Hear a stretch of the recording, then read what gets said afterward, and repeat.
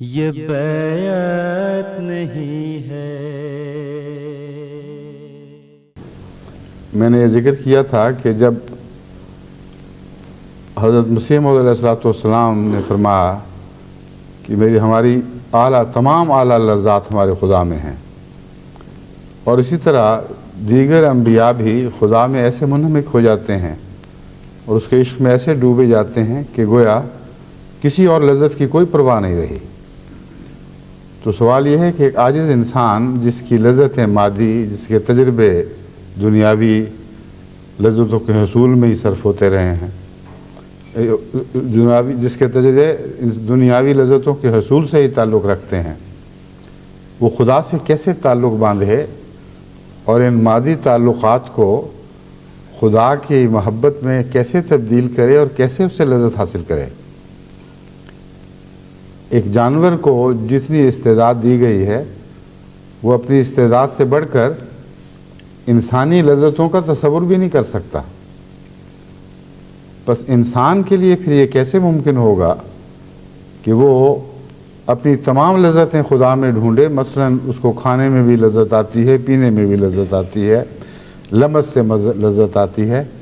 اور اس قسم کی دوسری لذات جن کو انسانی خواہشات یا جذبات سے کوئی رشتہ ہے،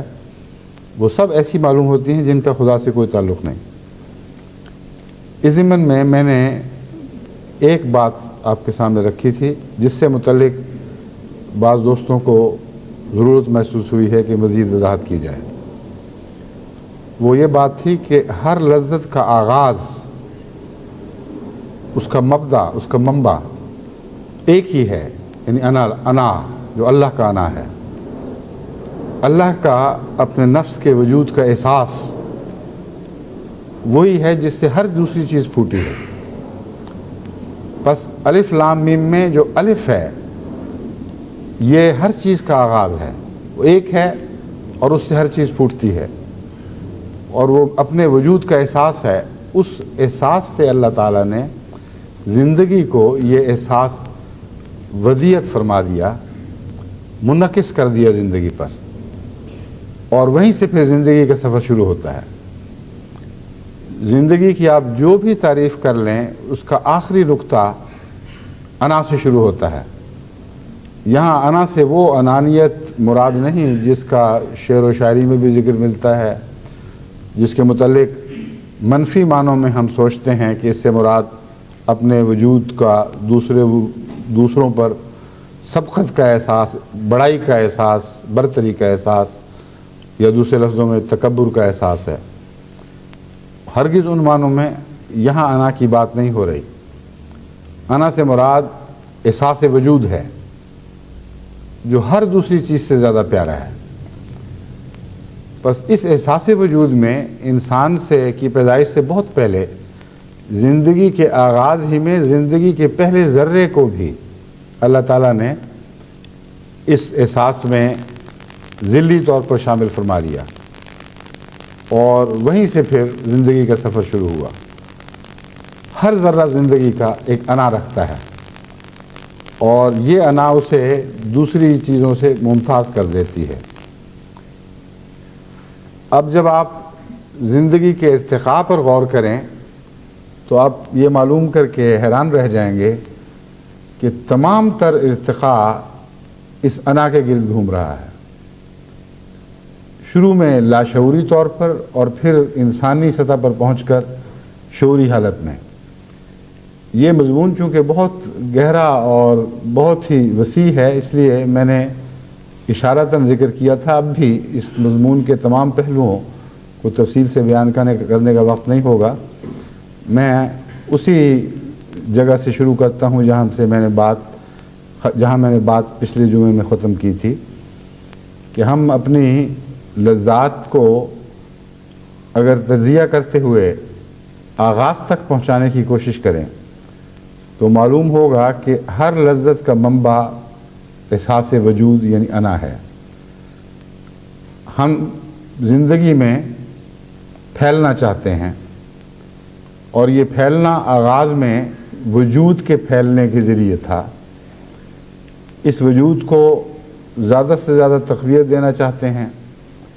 اور ان دونوں باتوں کی سیری کے لیے، ان دونوں باتوں کی سیرابی کی خاطر ہمیں زندگی میں ہر مقام پر دوسری چیزوں کی احتیاج رہتی ہے،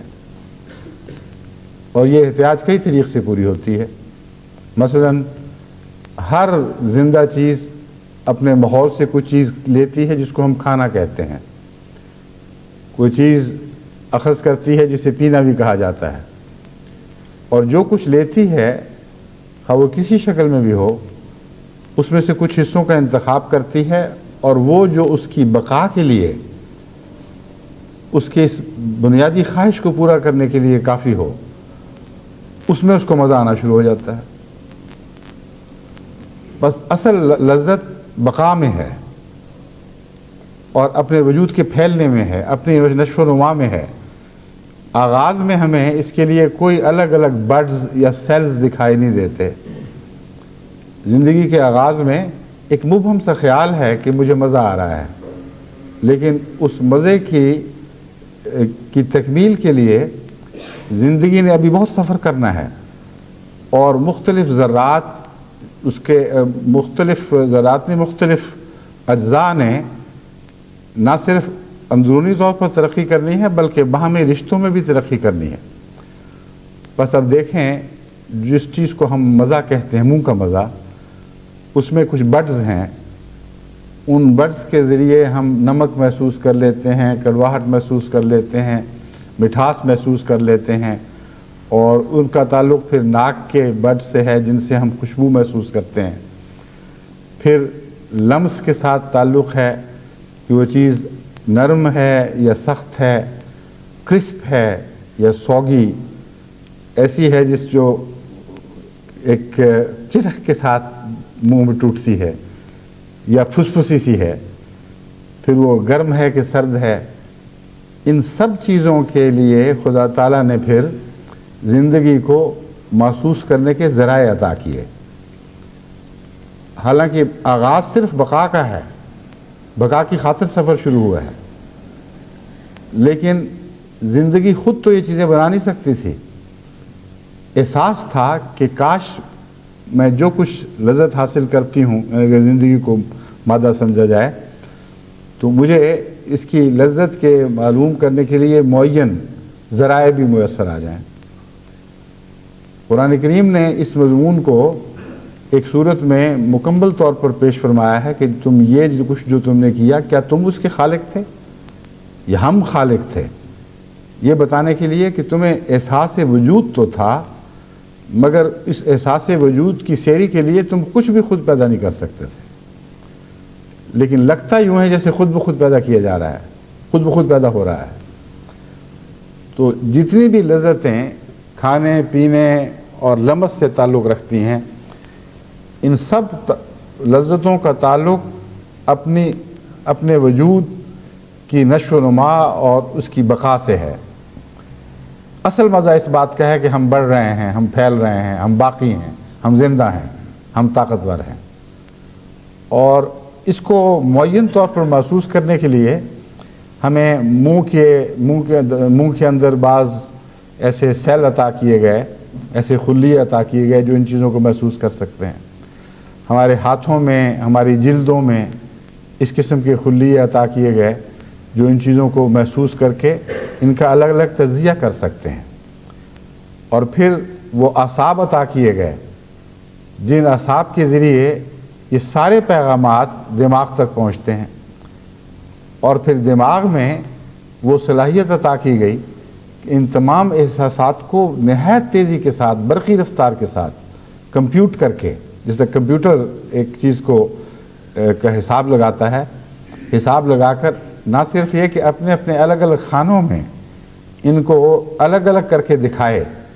کہ یہ جو چیز تم کھا رہے ہو یہ اتنی ٹھنڈی ہے، اتنی گرم ہے، اتنی نرم ہے، اتنی سخت ہے، اس میں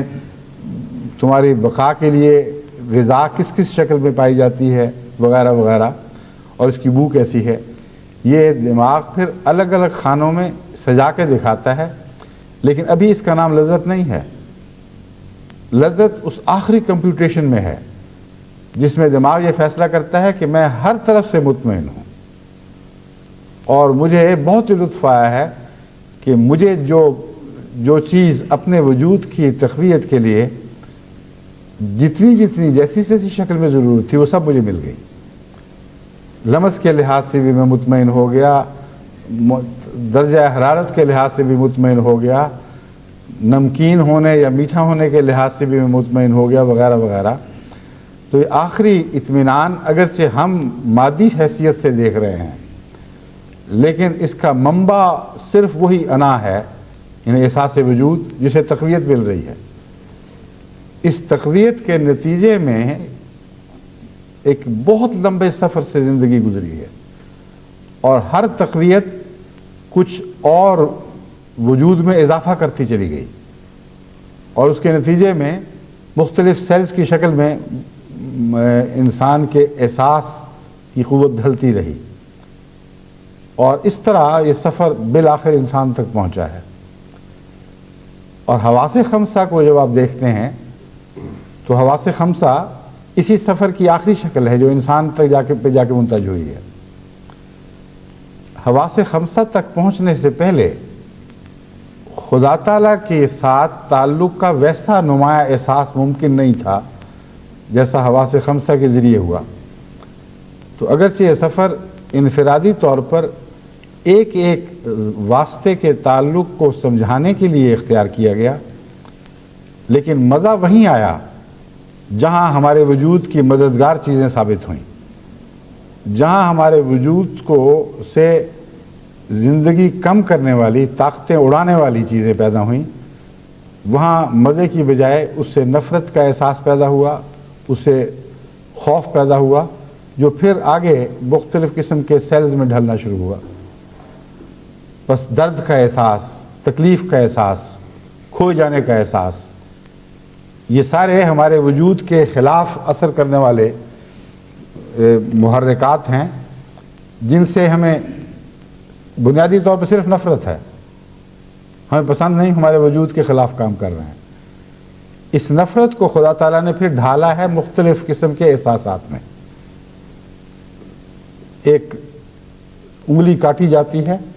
تو درد ہوتی ہے، سوئی سے کسی جگہ کچھ چبھایا جائے تو درد ہوتی ہے۔ کیوں ہوتی ہے؟ آخری انالیسس ہی اس کے سوا ہو ہی نہیں سکتا کہ اس نے وجود کو خطرہ پیدا کیا ہے، اور جہاں جہاں جس سمت سے بھی وجود کو خطرہ درپیش ہوگا وہاں تکلیف ہوگی، اور اس تکلیف کا نام ہم کبھی بھوک رکھ لیتے ہیں، کبھی درد رکھ لیتے ہیں، کبھی سردی رکھ لیتے ہیں، کبھی گرمی رکھ لیتے ہیں، اور ان سب کے لیے الگ الگ ذرات اللہ تعالیٰ نے ہمیں عطا کیے ہیں، یا خلیات، جن میں ان چیزوں کو محسوس کرنے کی صلاحیتیں رکھی گئیں۔ لیکن آخری انالیسس، آخری تجزیہ یہی ہے کہ لذت بقا میں ہے بس، اور بقا کی لذت نے جو لمبا سفر اختیار کیا ہے، اس سفر کے نتیجے میں اس لذت کو محسوس کرنے کے لیے احساسات میں نشو و نما پیدا ہوئی ہے، اور یہ نشو و نما احساس انا نے پیدا نہیں کی، کیونکہ وہ بالکل اس بات کا اہل ہی نہیں تھا کہ کچھ پیدا کر سکتا۔ اللہ کی انا نے پیدا کی ہے، جس سے زندگی میں احساس انا منعکس ہوا تھا۔ تو اگر کوئی شخص حواس خمسہ تک پہنچتے پہنچتے سفر کو ختم کر دے تو وہ اندھا مر جائے گا۔ اگر حواس خمسہ تک پہنچنے کے بعد اس کا سفر اس مقام پر، اس سمت میں حرکت کرنے لگے کہ یہ سب چیزیں میری بقا کے وجود کے تمام لوازم اور ان میں جو رکھی ہوئی لذتیں ہیں،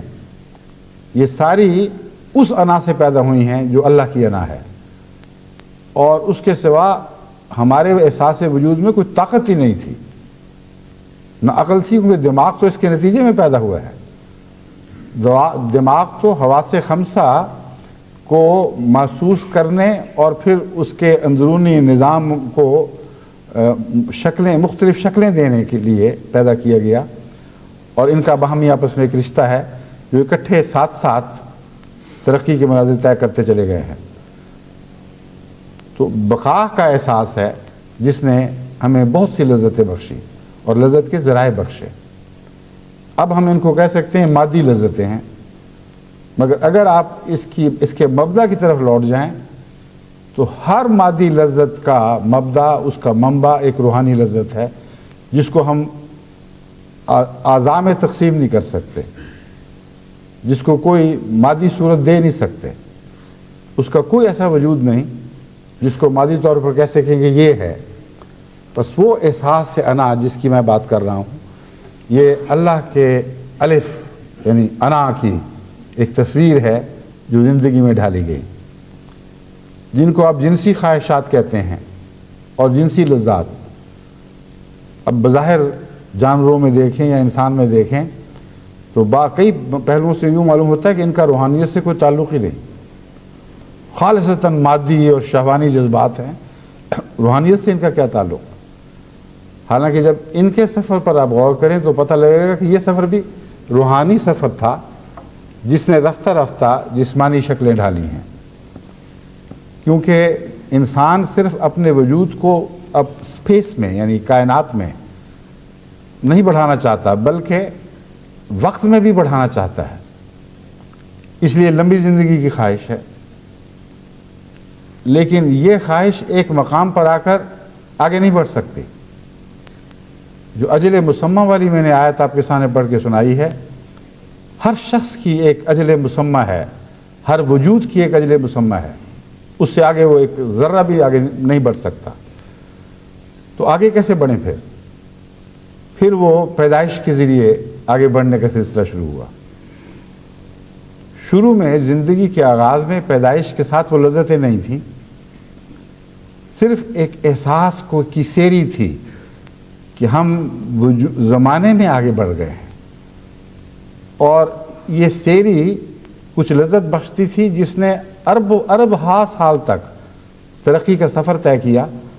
اور پھر اس لذت کو احساس کے لیے مختلف خلیے عطا ہونے شروع ہوئے. اور اسی طرح اعصابی نظام بنایا گیا، اسی طرح دماغ بنایا گیا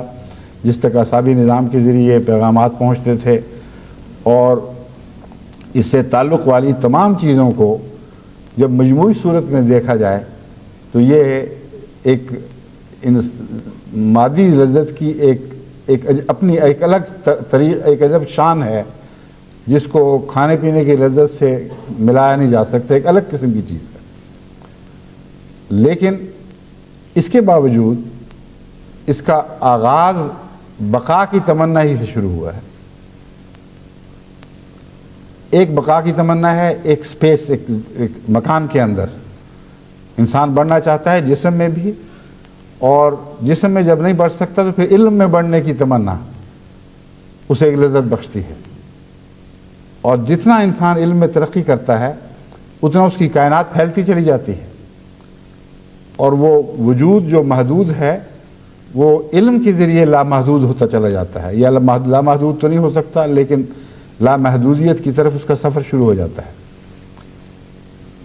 اسی طرح زمانے میں آگے بڑھنے کے لیے اللہ تعالیٰ نے ہمیں جنسی خواہشات عطا کی جو اپنی ذات میں مقصد نہیں ہیں بلکہ ہمارے آگے بڑھنے کے احساس کے نتیجے میں ہمیں یہ صلاحیتیں عطا ہوئیں کہ ہم جب سمجھتے ہیں کہ ہاں ہم آگے بڑھنے کی صلاحیت رکھتے ہیں تو اس سے ایک لذت پیدا ہوتی ہے. اس لذت کو ان خلیوں میں ڈھالا گیا، اس اعصابی نظام میں ڈھالا گیا وغیرہ وغیرہ. بس عام انسانی سطح پر جب ہم غور کرتے ہیں تو بعض دفعہ یوں لگتا ہے کہ بڑی بھیانک ایک قسم کی لذات ہیں. یعنی ایک مومن کو جو روحانیت کو فوقیت دیتا ہے وہ سمجھتا ہے کہ یہ لذتیں تو دنیاوی ہیں، ان لذتوں کی سیری کیسے ہو سکتی ہے اللہ تعالیٰ کے تعلق میں؟ یہ درست ہے کہ کھانے پینے کی لذت کی، جنسی لذت کی، لمس کی لذت کی خدا تعالیٰ کی ذات سے براہ راست سیری ناممکن ہے. وہ ویسی مثال ہے جیسے ایک جانور کی میں نے دی تھی کہ وہ انسانی لذتوں کو تصور نہیں کر سکتا اور انسان سے وہ لذتیں پا نہیں سکتا جو اس کو اپنے محدود دائرے میں عطا ہوئی ہیں. تو پھر وہ کیسے ممکن ہے کہ ہم خدا سے اسی قسم کے مضمون کی اعلیٰ لذات حاصل کریں۔ حضرت مسیح موعود علیہ الصلوۃ والسلام فرماتے ہیں ہماری تمام اعلیٰ لذات ہمارے خدا میں ہیں۔ وہ اعلیٰ لذات کیا چیز ہیں؟ یہ مضمون ہے جو پوری طرح پچھلی دفعہ واضح نہیں ہو سکا تھا، جسے میں اب گزشتہ جو باتیں ابھی میں کہہ چکا ہوں ان کے حوالے سے آگے بڑھانا چاہتا ہوں۔ جس طرح مادی ترقی نے انا کے سہارے ایک بہت لمبا سفر طے کیا ہے، اسی طرح روحانی ترقی میں بھی یہی انا ہے جو ایک سفر میں آپ کی مددگار اور معین ہو جاتی ہے، آپ کو قدم قدم آگے بڑھاتی ہے۔ مادی ترقیات میں انا نے کانشس رول ادا نہیں کیا، یعنی باشعور طور پر انا میں یہ صلاحیت ہی نہیں تھی کہ وہ آپ کو وہ چیزیں عطا کر سکتی جو آپ کی لذت کے پیمانے ہیں۔ اللہ تعالیٰ ہے جس نے اپنی انا سے یہ سب چیزیں آپ کو عطا کی ہیں، اور آپ کو سمجھانے کی خاطر کہ لذت کیا ہوتی ہے اور کیوں ہوتی ہے۔ جب آپ انسان کی سطح پہ پہنچ جاتے ہیں اور حواس خمسہ پوری طرح مکمل اور تیار ہو جاتے ہیں، تو یہ وہ وقت ہے جسے خلق آخر کا وقت کہا جاتا ہے، جب اللہ تعالیٰ کی طرف سے شعلہ الہام نازل ہو سکتا ہے اور آپ کی صلاحیتیں اتنی ترقی کر چکی ہیں کہ آپ ماورا کی چیز کا تصور کر سکتے ہیں، یعنی مادے سے ماورا، مادے سے پلی طرف کی دنیا کا بھی تصور کرنے کی اہلیت اختیار کر جاتے ہیں۔ پھر شعور جوں جوں بیدار ہوتا ہے، آپ جانتے ہیں کہ ہماری بقا نے جو ہمیں لذتیں بخشی ہیں، یہ بقا تو ایک عارضی سی و بےمانی سی بقا ہے۔ اصل بقا اس بات میں ہے کہ بقا کے سرچشمے میں اپنے آپ کو کھو دیں،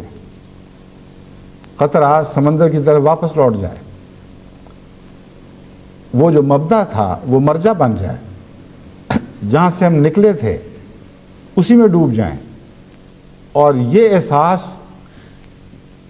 پوری طرح عرفان الہی سے نصیب ہوتا ہے، جو کلام الہی کے پڑھنے سے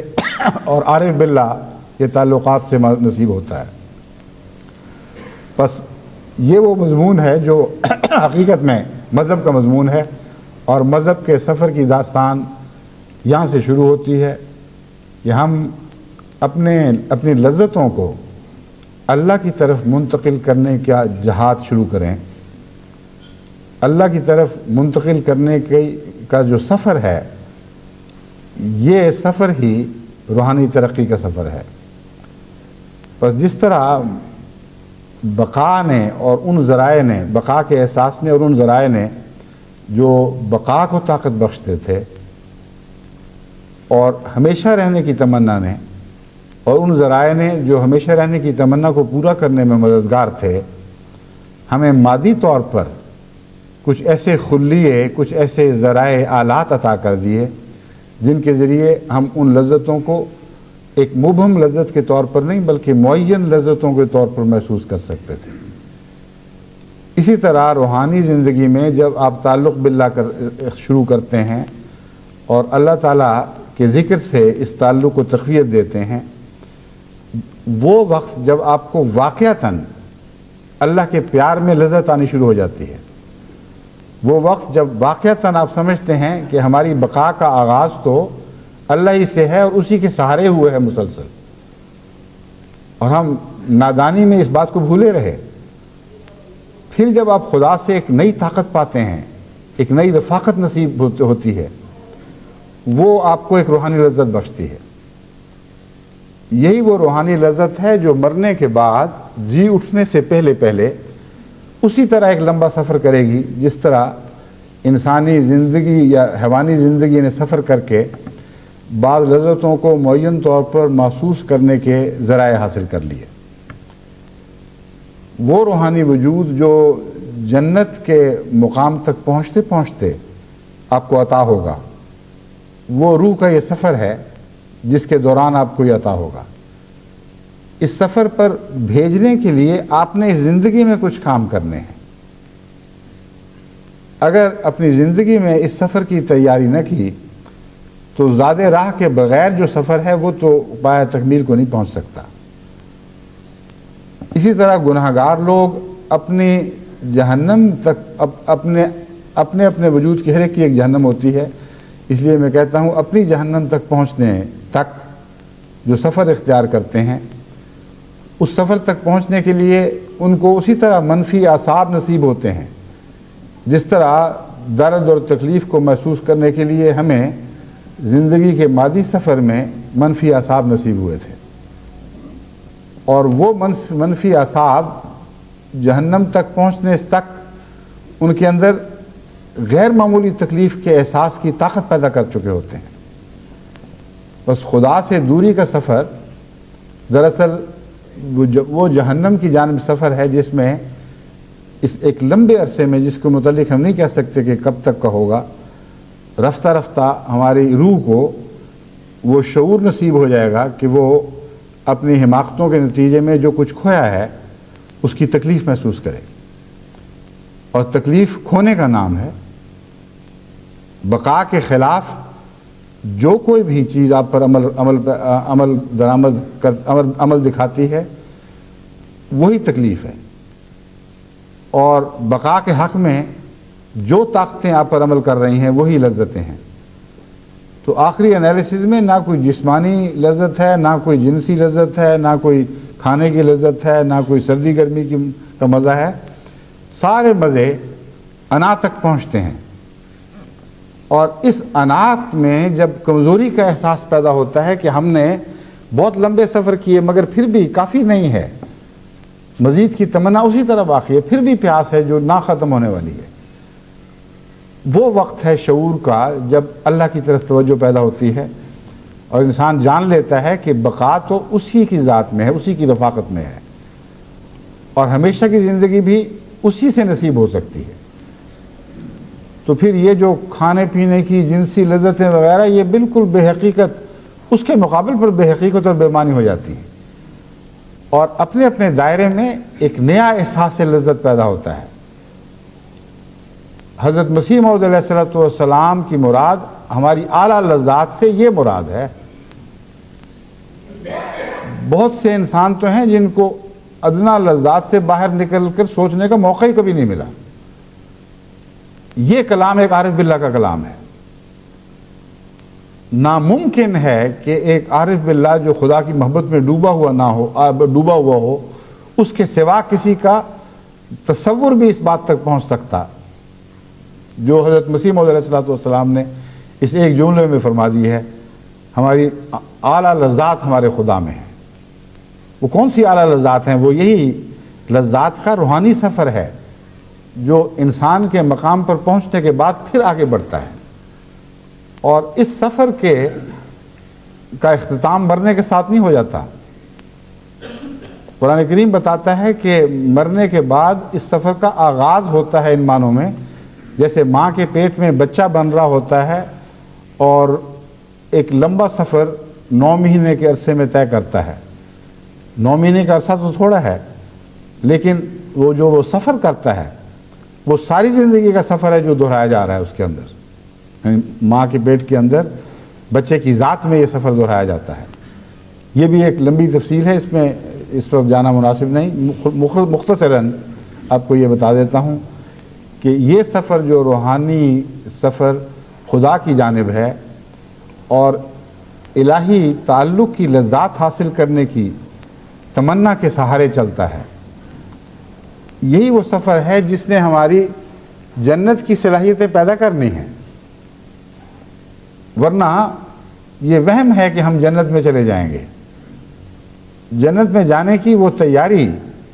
جس سے جنت کی لذتیں محسوس کرنے کی صلاحیت پیدا ہوتی ہے، وہ تیاری کیے بغیر، اس صلاحیت کے بغیر کیسے آپ مزہ اٹھا لیں گے؟ ایک بچہ پیدا ہوتا ہے، اس کو آنکھیں نہیں ہیں، بغیر آنکھوں کے وہ لذتیں کیسے پا سکتا ہے جو آپ آنکھوں والے حاصل کر رہے ہیں؟ ٹیلی ویژن دیکھ رہے ہیں اس وقت، اور دنیا کے باہر جب نکلتے ہیں نظارے دیکھتے ہیں، رنگوں کی تمیز کرتے ہیں، حسن کو پہچانتے ہیں اور اس سے ایک لذت پاتے ہیں۔ ہر قسم کے حسن سے لذت پانے کے وہ ذرائع جو آنکھ کو میسر ہیں ان کا تعلق ایک لذت یابی سے ہے، اندھے بیچارے کو پتہ ہی کچھ نہیں۔ اسی طرح سماعی لذتیں ہیں، جس کو کان نصیب نہیں ہوئے اس کو کیا پتہ کہ یہ کیا لذتیں ہیں۔ تو محض یہ تو کافی نہیں کہ ایک اندھے کو ایک بہت ہی خوبصورت وجود یا خوبصورت منظر کے سامنے لا بٹھاؤ لیکن وہ لذت حاصل نہیں کر سکے گا۔ یہ تو کافی نہیں کہ ایک سننے والے کو، ایک بہرے کو ایک نہایت ہی خوبصورت اور دلکش محفل سماع میں پہنچا دو، وہ بت کا بت، پتھر کا پتھر بیٹھا رہے گا، اس کو کچھ بھی نہیں پتہ لگے گا کہ کیا ہو رہا ہے۔ تو جنت کوئی ظاہری ایسا وجود نہیں ہے جہاں جو داخل ہو گیا اس کو مزہ آنا شروع ہو جائے گا۔ ہم اپنی جنت کی خود تعمیر کرتے ہیں، جتنا جتنا یہ روحانی صلاحیتوں کے ذرائع ترقی کریں گے اتنا ہی ہماری جنت کا معیار بڑھتا چلا جائے گا۔ اب ایک ہی چیز دو آدمی کھا رہے ہوتے ہیں، ایک کو کم مزہ آ رہا ہوتا ہے، ایک کو زیادہ مزہ آ رہا ہوتا ہے۔ ایک ہی شعر دو آدمی سن رہے ہوتے ہیں، ایک لطف سے ایسا مستی پاتا ہے گویا کہ وہ آسمانوں میں اڑ رہا ہے، اس کی کیفیت ہی اور ہو جاتی ہے۔ اسے بعض شعر زمین کی سطح سے رفتوں تک اڑا دیتے ہیں، بڑی بلند رفتوں میں پہنچا دیتے ہیں، اور ایک آدمی سنتا ہے اس کو کچھ پلے نہیں پڑتا کیا ہو رہا ہے، کیا بات ہے، وہیں بت کا بت زمین پہ بیٹھا رہتا ہے، اس شعر اس کے سر کے اوپر سے گزر جاتا ہے، یا ایک طرف سے آتا ہے دوسری طرف سے نکل جاتا ہے، پتہ ہی اس کو نہیں کہ کیا بات ہو رہی ہے۔ اب وہ ایک خاص دائرے میں جو کچھ ہو رہا ہے وہاں جس کو چاہیں آپ لے جائیں، ہر ایک کا ماحصل مختلف رہے گا۔ بعض شعری مجلس میں جا کر سزا پاتے ہیں، مصیبت پڑی ہوتی ہے، کیا بکواس ہو رہی ہے، جھوم جھوم کے ایک آدمی کچھ باتیں کر رہا ہے، لوگ دادیں دے رہے ہیں، پاگل ہوئے ہیں سارے، کہنے والا بھی پاگل، سننے والا بھی پاگل، اور اصل میں وہ خود پاگل ہوتا ہے، اس کو پتہ ہی نہیں کہ کیا ہو رہا ہے۔ تو اس لیے لذتوں کے حصول کے ذرائع ہیں جو سب سے زیادہ اہمیت رکھتے ہیں، اور ان سے ہی جنتیں بنتی ہیں اور انہی سے دوزخیں بنتی ہیں۔ اسی لیے کہا جاتا ہے کہ ہر شخص کی جنت الگ ہے اور ہر شخص کی دوزخ الگ ہے۔ بس محض دعائیں کرنا کہ اے اللہ ہمیں اعلیٰ علیین میں پہنچا دے، ہمیں حضرت اقدس محمد مصطفیٰ صلی اللہ علیہ وآلہ وسلم کے قدموں میں جگہ دے، ہمیں اپنے پیاروں سے ملا دے، بیکار ہے اگر ان باتوں کی کوئی تیاری نہ کی گئی ہو۔ ایک اندھا کہہ سکتا ہے اے خدا مجھے دنیا کی سب سے خوبصورت جگہ پہ پہنچا دے، سب سے زیادہ حسین وجود کے سامنے بٹھا دے، اور اللہ دعا قبول کر لے گا اگر گریہ وزاری سے کرے گا، مگر دعا کرنے والے کو کیا فائدہ، وہ تو اسی طرح اندھے کا اندھا ہی ہے۔ بس یہ جو روحانی سفر ہے اس کے متعلق یاد رکھیں کہ آپ کی تمام مادی لذات بعض صورتوں میں بڑی بھیانک دکھائی دیتی ہیں، مگر ان سب کا منبع، ان سب کا مبدا اللہ کی ذات ہے، اور آغاز میں یہ بہت ہی پاکیزہ ہیں اور گہری حکمتیں ان سے وابستہ ہیں، اور آخری حکمت کی بات یہ ہے کہ ان سب کا تعلق اس انا سے ہے جو اللہ سے آپ نے منعکس، اللہ کی ذات سے آپ میں منعکس ہوئی، اور اس نے ایک بہت لمبا سفر اختیار کیا۔ جب آپ کو یہ احساس ہو جاتا ہے کہ منبع حسین ہے اور باقی سب لذتیں اس منبع کی عطا ہیں، تو اس طرف جو لوٹنے کی خواہش پیدا ہوتی ہے وہ سفر ہے جو مرجع کا سفر بن جاتا ہے۔ بس آخری دائرہ وہی ہے جو انا للہ و انا الیہ راجعون میں بیان فرمایا گیا ہے کہ اللہ ہی سے سفر کا آغاز ہوتا ہے اور اللہ ہی پر جا کر سفر ختم ہوتا ہے۔ وہ لوگ جن کا یہ سفر اندھا شروع ہو اور اندھا ہی ختم ہو، ان کو مرنے کے بعد کسی لذت کی توقع نہیں رکھنی چاہیے۔ وہ جو باشعوری طور پر دل میں وقتاً فوقتاً اپنے جذبات میں ایک ہجان اٹھتا ہوا دیکھتے ہیں، جو اللہ کی طرف اپنے وجود کو لپکتا ہوا پاتے ہیں، جو دیکھتے ہیں کہ وہ اعلیٰ ذات، وہ پاک اور بلند تر ذات جس تک ہمارا تصور بھی نہیں پہنچتا، اس طرف جانے کی تمنا میرے دل میں پیدا ہو رہی ہے اور اس کی طرف میری روح حرکت کر رہی ہے۔ یہ وہ تمنا ہے جو رفتہ رفتہ آپ کو لازماً وہ روحانی اعصاب عطا کر دے گی جن اعصاب کے ذریعے واقعتاً آپ غیر معمولی لذت حاصل کریں گے۔ اسی لیے حضرت مسیح موعود علیہ السلام فرماتے ہیں کہ مرنے کے بعد روح کو ایک جسم عطا کیا جائے گا۔ ایک عام آدمی سوچتا ہے کہ کیا ضرورت ہے روح کو ایک جسم عطا کرنے کی، ایک جسم سے چھٹکارا ملا، ایک اور جسم عطا ہو گیا۔ بات یہ ہے کہ روح کا جو شعور ہے وہ ایک غیر منقسم شعور ہے، اس میں کسی قسم کی کوئی شعور کے اندر ایسے مختلف قسم کے حصے نہیں ہیں کہ اس شعور کو آپ تقسیم کر سکتے ہوں کہ یہ حصہ فلاں چیز سے تعلق رکھتا ہے، یہ فلاں چیز سے تعلق رکھتا ہے۔ ہر شعور اپنی آخری شکل میں غیر منقسم ہے، اس لیے کہ وہ توحید سے عطا ہوا ہے۔ انا کا الف ایک ہی ہے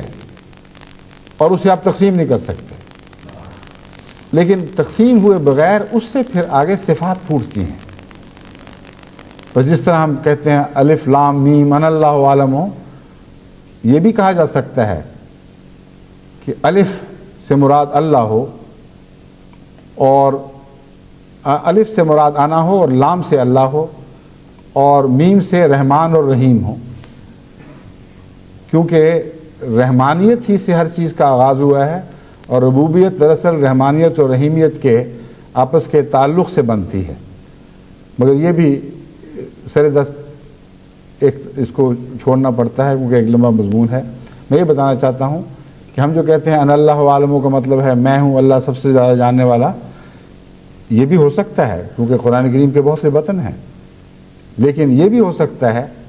کہ انا اللہ سے الف جو ہے وہ انا کا ہو اور لام اللہ کا اور میم رحمانیت اور رحیمیت کی ہو،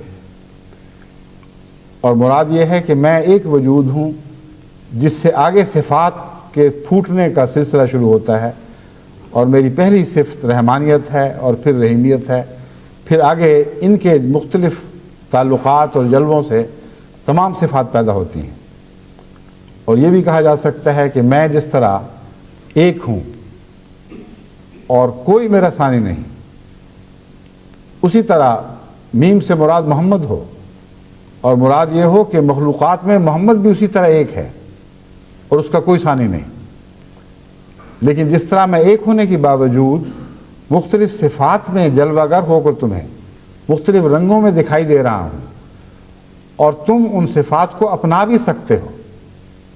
اسی طرح اگرچہ محمد بھی ایک ہے لیکن تم اگر چاہو تو اس کی صفات کو اپنا کر اس کا قرب حاصل کر سکتے ہو اور ویسے ہی جلوے دکھا سکتے ہو۔ تو انا کا سفر ان معنوں میں کہ خدا کی ذات سے نکلا ہے، ہر قسم کے رنگ سمیٹے ہوئے ہے، ہر قسم کے حسن کی آماجگاہ ہے، اور یہیں سے حسن پھوٹتے ہیں۔ اور جب ہمارا تصور اس مضمون کو پالے اور ہم سمجھ لیں کہ ہم نے زندگی کا سفر کیوں اختیار کیا اور کس جانب یہ سفر ہے، تو پھر ایک تمنا پیدا ہوتی ہے کہ ہم اس طرف لوٹ جائیں۔ تبھی حضرت اقدس محمد مصطفیٰ صلی اللہ علیہ وآلہ وسلم نے وصال کے وقت بار بار یہ الفاظ ادا کیے، اللہم فی الرفیق الاعلیٰ، اللہم فی الرفیق الاعلیٰ، اے میرے اللہ اب تو میں رفیق اعلیٰ میں ڈوبنے کی تمنا رکھتا ہوں، تو میرا وہ اعلیٰ دوست۔ اعلیٰ لذات کا مضمون غور کریں، یہ وہی مضمون ہے اعلیٰ لذات والا، کہ دنیا میں بھی رفیق تھے جو تیری وجہ سے پیارے لگتے تھے، مگر وہ سارے تیرے مقابل پر ادنا رفیق ہیں، ان کے تعلق کی لذتیں تیری لذت کے مقابل پر ادنا کہلاتی ہیں، ادنا کہلائیں گی، ادنا ہیں۔ ایک ہی ہے جو رفیق اعلیٰ ہے، جس کے ساتھ رفاقت کی سب اعلیٰ لذتیں وابستہ ہیں۔ بس اللہم فی الرفیق الاعلیٰ، اے خدا میں تیری ذات میں لوٹ کر تجھ میں ڈوب جانا چاہتا ہوں۔ یہ ہے مرجع تام، یعنی باشعور خدا کی طرف لوٹنے کی تمنا پیدا ہو اور اس کے پیچھے اس کی زندگی کی ساری کہانی اس مضمون کی صداقت پر گواہ بن چکی ہو. محض لفظوں سے یہ بات نہ کہی جائے، حرفوں اور لفظوں میں یہ بات نہ کہی جائے، بلکہ ساری زندگی کا مضمون اس کے پیچھے اس کا گواہ بن کے کھڑا ہو. جیسا حضرت اقدس محمد مصطفیٰ صلی اللہ علیہ وآلہ وسلم کی زندگی کا خلاصہ یہ تھا، اللہم فی الرفیق الاعلیٰ، اے میرے اللہ میں تیری ذات میں لوٹنا چاہتا ہوں. بس یہ قطرہ جس کا سفر ایک لامتناہی سمندر سے شروع ہوا تھا، جب شعور کی منازل طے کرنے کے بعد عشق کی منازل طے کرتا ہوا واپس اپنے مرجع کی طرف لوٹنے کی تمنا رکھتا ہے، یہ وہ مضمون ہے جو پھر انا للہ و انا الیہ راجعون کی کامل تصویر بن کر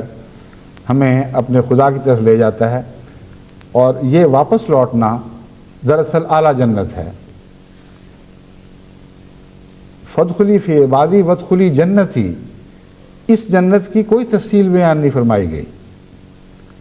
جو نسبتاً کم درجہ کی جنتیں ہیں ان کے اندر آپ باغوں کے ذکر پڑھیں گے، پھلوں کے ذکر پڑھیں گے، بڑے بڑے طیور کے قصے ہوں گے، جنت نہریں بہہ رہی ہوں گی. لیکن ایک اعلیٰ جنت ہے جو محمد رسول اللہ صلی اللہ علیہ وسلم کی جنت اور آپ کی غلامی میں پیدا ہونے والے عباد کی جنت ہے. اس کی تفصیل خدا نے کوئی بیان نہیں فرمائی، کیونکہ وہ ایک ایسی اعلیٰ جنت ہے جس کی کوئی تمثیل ہی نہیں ہے. فرماتا ہے میں آواز دوں گا ان لوگوں کو جو میری طرف آ رہے ہوں گے کہ یا ایھا النفس المطمئنۃ ارجعی الی ربک راضیۃ مرضیہ، اے وہ نفس جو مجھ سے مطمئن ہو گیا ہے، جو سارے زندگی کے سفر کے بعد بالآخر اس نتیجے پہ پہنچا ہے کہ میرا اطمینان، میرا سکون خالصتاً اللہ ہی میں اور کوئی چیز نہیں ہے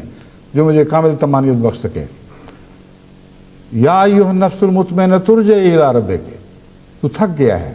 ایک لمبے سفر سے، ارجعی الی ربک، اپنے رب کی طرف اب لوٹ آ. فادخلی فی جنتی، فادخلی فی عبادی وادخلی جنتی، بس میرے عباد میں داخل ہو جا اور میری جنت میں داخل ہو جا. اب باقی جنتیں چاہے کیسی دلکش اور حسین دکھائی دیں، کیسی کیسی تفصیل ان کی نظر آئے، مگر جو میری جنت اللہ تعالیٰ فرما رہا ہے یہ کوئی اور ہی چیز ہے. اور یہی وہ جنت ہے جسے جو رفیق اعلیٰ کی جنت ہے.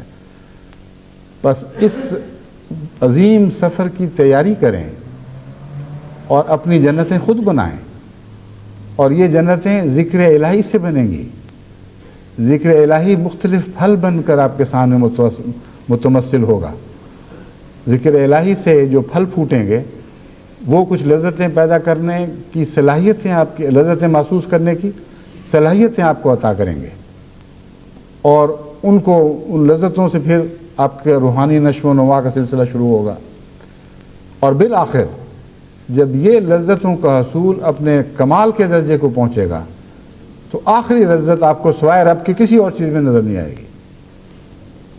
یہ ہے ذکر الہی جس کی طرف میں آپ کو بلا رہا ہوں، جس کی طرف قرآن آپ کو بلاتا ہے، جس کے اسلوب اور انداز ہمیں خود اللہ تعالیٰ نے حضرت محمد مصطفیٰ صلی اللہ علیہ وآلہ وسلم کے دل پر نازل ہونے والے نور میں بیان فرمائے اور روشن کیے. جو حضرت محمد مصطفیٰ صلی اللہ علیہ وآلہ وسلم کی ذات میں جلوہ گر ہوا، یہ وہ ذکر الہی ہے جو آپ کی روحانی تخلیق کرتا ہے اور فی الخلق آپ ایک خلق آخر میں داخل ہو جاتے ہیں، وہ دوبارہ پیدا ہو جاتے ہیں. اس مضمون کے بعد جو میرا خیال تھا کہ نیا مضمون شروع کروں گا، اب اس کا وقت تو نہیں رہا، اس لیے میں ایک دو اور امور سے متعلق اعلان کر کے اب اس خطبے کو ختم کرتا ہوں. یہ بیعت نہیں ہے، یہ سودا ہے دل کا، جہاں میں نہیں ہے کوئی مول اس کا.